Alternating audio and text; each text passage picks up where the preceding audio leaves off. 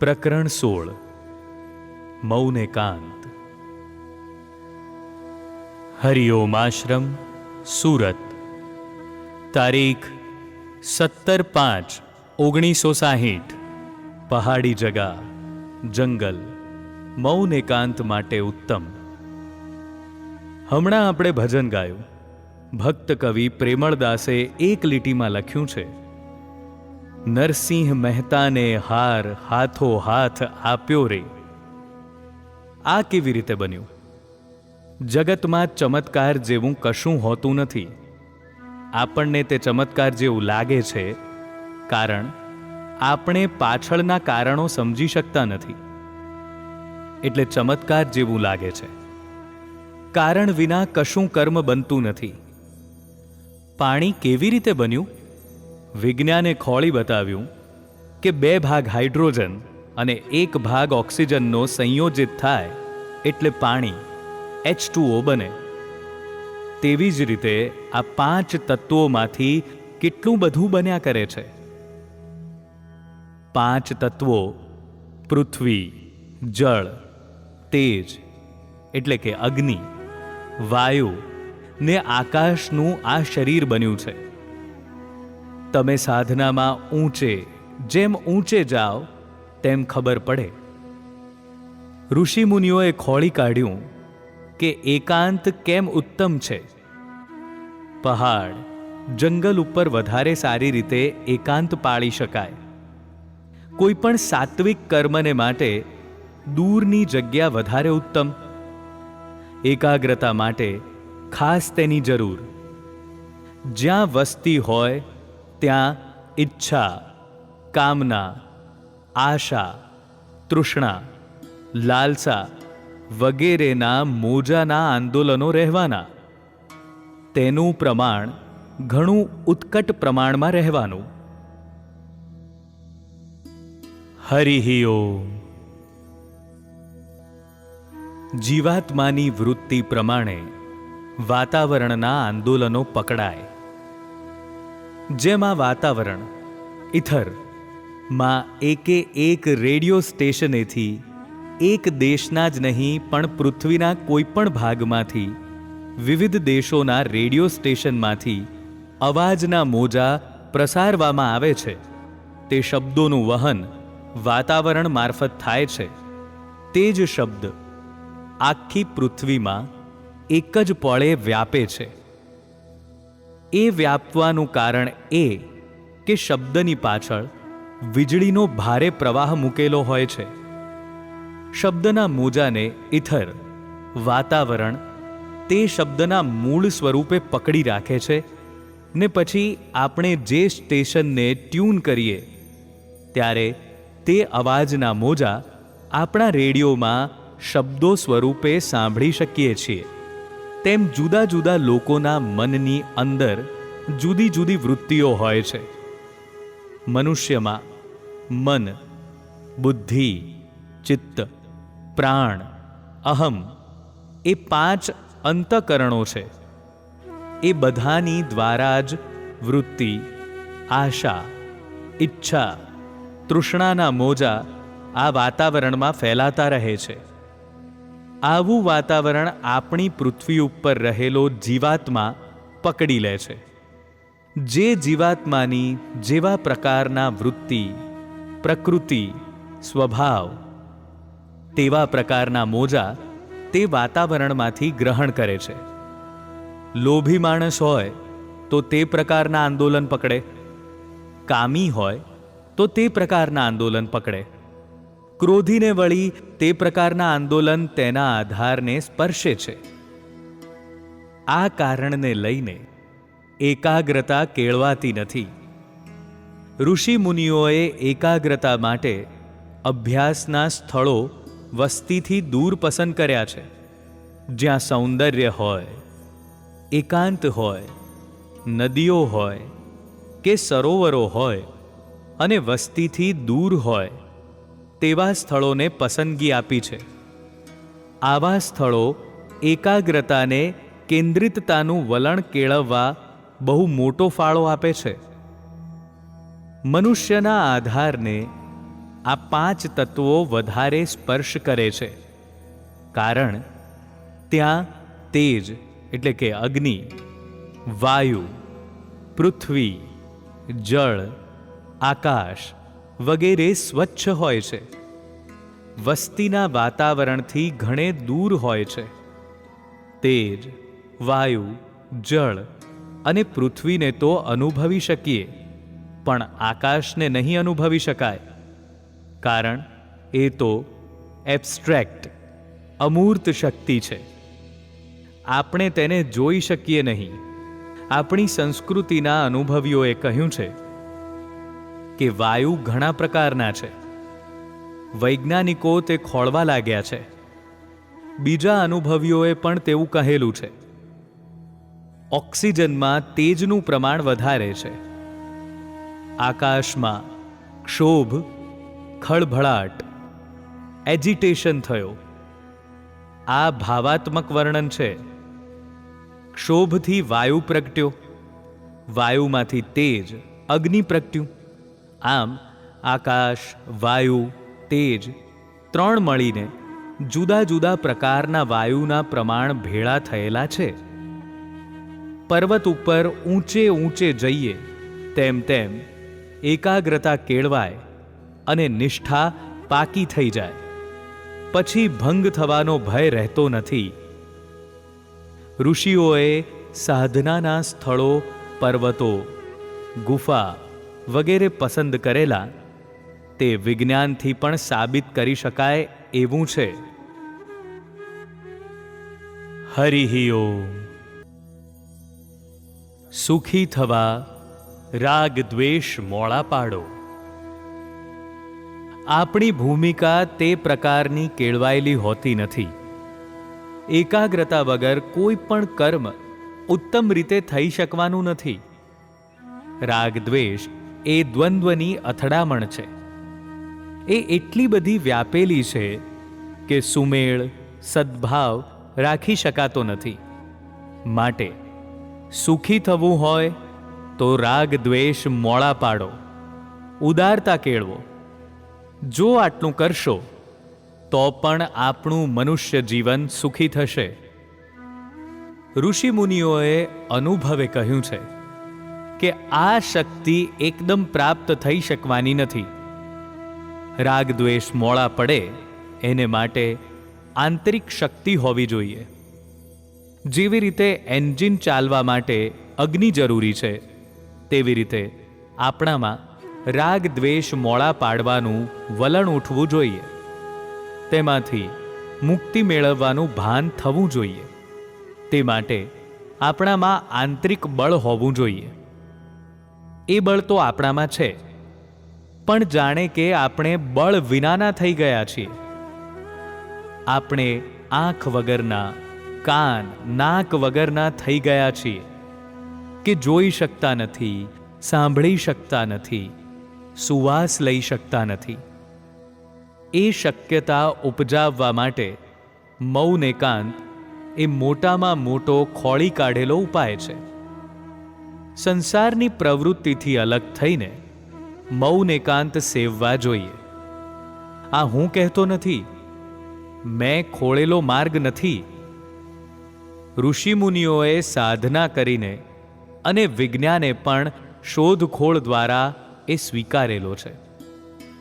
યુરોપના સ્વિટ્ઝરલેન્ડમાં એલોપથીના એક ડૉક્ટર છે અને તેમણે આ બાબત ઉપર પુસ્તક શાસ્ત્રો લખેલા છે. તેમણે સંશોધન કરીને લખ્યું છે કે દરેક માણસે શરીરે સુખી થવું હોય, મન તંદુરસ્ત, સ્ફૂર્તિવાળું, ચેતનમય, જાગૃતિવાળું રાખવું હોય તો 1 મહિનો એકાંત સેવવું જોઈએ. એ મારા તમારા જેવા નથી, પણ એક હોશિયાર તજજ્ઞ ડૉક્ટર છે અને તેમણે લખેલું છે. હરિ ઓમ. અંધારામાં જ્ઞાન તંતુઓ સતેજ ટોનઅપ થાય. અંધારું જ્ઞાન તંતુઓને સતેજ ટોનઅપ કરવા માટે જરૂરી છે. અજવાળાનો ઓછો ઉપયોગ કરવો, મારી આ વાત ઉપર અંદર મૌનમાં બેસનારાઓ ધ્યાન આપતા નથી. અંધારાનું સેવન વધારે ઉપયોગી છે. જ્ઞાનતંતુઓનું યોગ્ય સમારકામ કરવા માટે, શરીરનું ચેતન ટકાવવા માટે અંધકારવાસ અત્યંત જરૂરી છે. કુદરતે પણ રાત રૂપે અંધારું બનાવ્યું છે. તેને બદલે આપણે 11 વાગ્યે સૂઈએ છીએ. અજવાળું 12 કલાક અને અંધારું 12 કલાકનું બનાવ્યું છે. ઉષા ને સંધ્યા વેળાનો પ્રકાશ બહુ ઓછો હોય છે. શરીરને પ્રકાશ ને અંધકારની સરખી જ જરૂર છે. શાસ્ત્રકારોએ આ પ્રયોગ કર્યો છે. વિજ્ઞાને સંશોધન, રિસર્ચ કરેલું નથી. તેનું સંશોધન કરવાની ખરેખરી જરૂર છે. તે અંગેની ઝંખના જાગેલી નથી. એ જરૂરી છે એમ મને લાગે છે. મેં તો પ્રયોગ કરેલો છે. જ્ઞાનતંતુઓને મજબૂત કરવા માટે અંધારાની વિશેષ જરૂર છે. અંદર અંધારું રાખશો તો મનને શાંતિ મળશે, જે શરીર માટે વધુ હિતકર છે. કાયાકલ્પની જે વિધિ વર્ણવી છે તેમાં પણ 7 ઓરડાની વાત છે. જુદી જુદી ક્રિયા માટે જુદા જુદા જાજરૂ, સ્નાન એમ ક્રમે ક્રમે હોય છે. 6ઠ્ઠામાં ધ્યાન, પ્રાર્થના કરવાના હોય છે. અને છેલ્લે 7મામાં જ્યાં સપૂચું અંધારું હોય છે ત્યાં જ માણસે વધારેમાં વધારે કાળ ગાળવાનો હોય છે અને અમુક જાતની ઔષધિ લેવાની હોય છે. હું ઘણા ભાઈઓને આમળા ખાવાનું કહેતો. કાયાકલ્પમાં પણ ઔષધિનું સેવન કરાવવામાં આવતું. આ પ્રયોગનું પોંડિચેરીથી એડવેન્ટ માસિક નીકળે છે. તેમાં શાસ્ત્રીય પદ્ધતિએ વિવરણ વાંચ્યું. જેને વાંચવું હોય તે વાંચી શકે છે. આમ આ અહંકારની વાત નથી, પણ હકીકતની વાત છે. 1+1 એટલે 2 એના જેવી સત્ય હકીકત છે. આપણા દેશમાં આવો કોઈ મૌલિક પ્રયોગ નથી. માણસ જિંદગીભર પ્રવૃત્તિમાં એવો રોકાયેલો હોય છે અને ધૂંસરીમાં એવો જોડાયેલો હોય છે કે પોતાની જાત વિશે વિચાર કરવાનો અવકાશ જ નથી. મારા મિત્રો કહે છે કે તે 20 વર્ષ સેવાના કામમાં ગાળ્યા છે, છતાં ઘઉંમાંથી જેમ કાંકરો વીણીને બહાર ફેંકી દે તેમ તને ફેંકી દીધો છે. તું આ શું લઈ બેઠો છે? હું કહું છું, શક્તિ. ભાવના ભલે હોય, પણ કાર્ય રાગ દ્વેષવાળું હશે તો સેવા પણ તેવા જ પ્રકારની થવાની. એન્જિનમાં જેવી વરાળ હોય તેવી તેની ગતિ રહેવાની. હરિ ઓમ. મનાદિકરણને સાત્વિક બનાવો. મન, બુદ્ધિ, ચિત્ત, પ્રાણ અને અહમને સત્વગુણવાળા કરવા જ પડશે.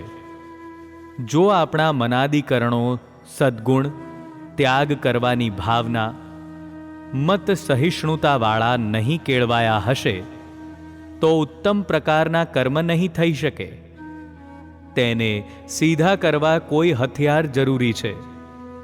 પણ હથિયાર નહીં હોય તો સેવા સારી રીતે નહીં થઈ શકે. કરોડો વર્ષ સેવા કરશે પણ કશું વળે નહીં.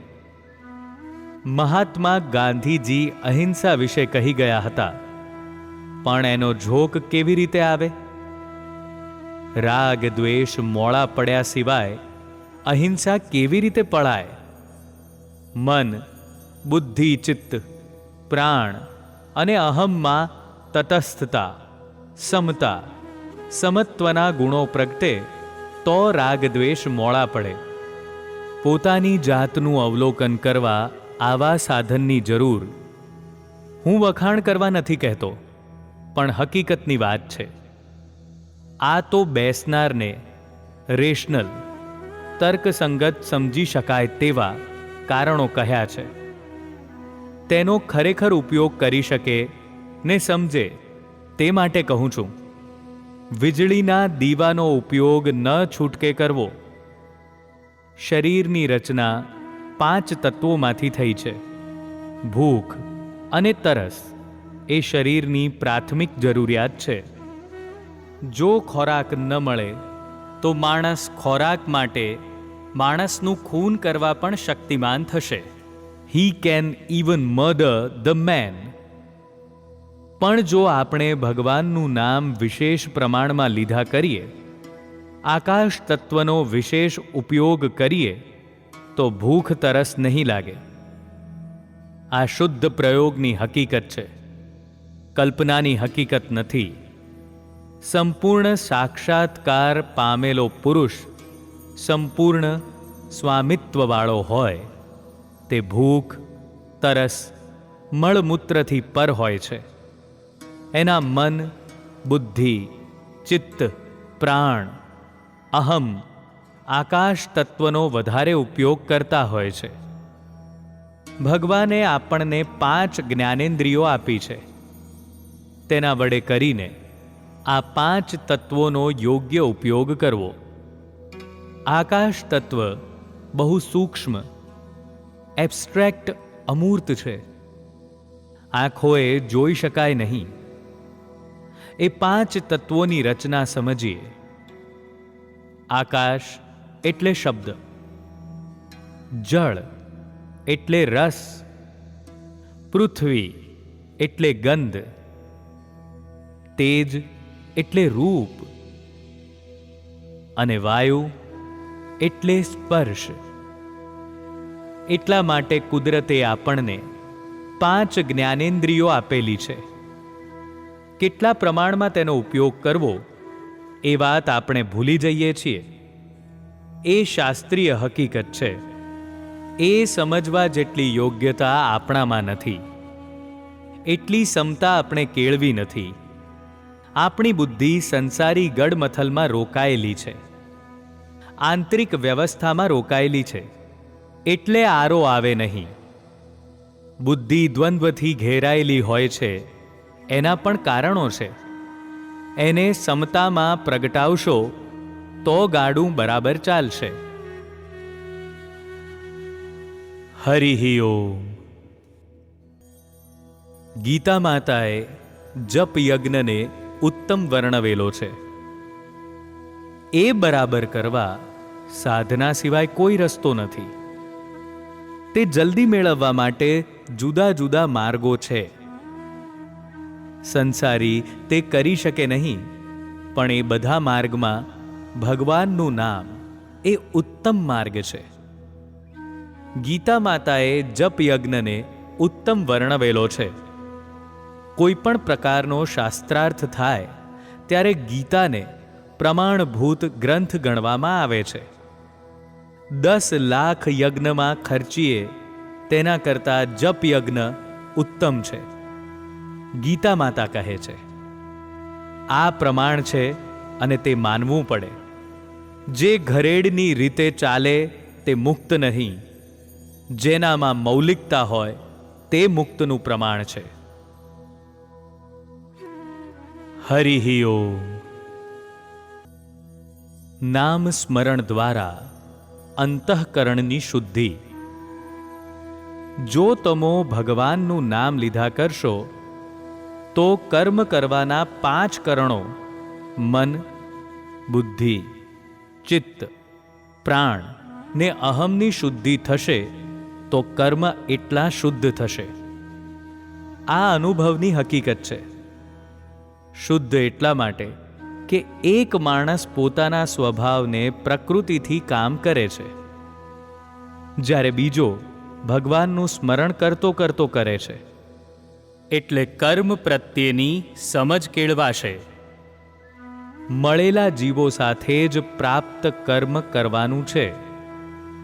ત્યાં રાગ દ્વેષ અહમ આસક્તિભાવ વિશે એની ઉત્કટતા મોળી પડશે.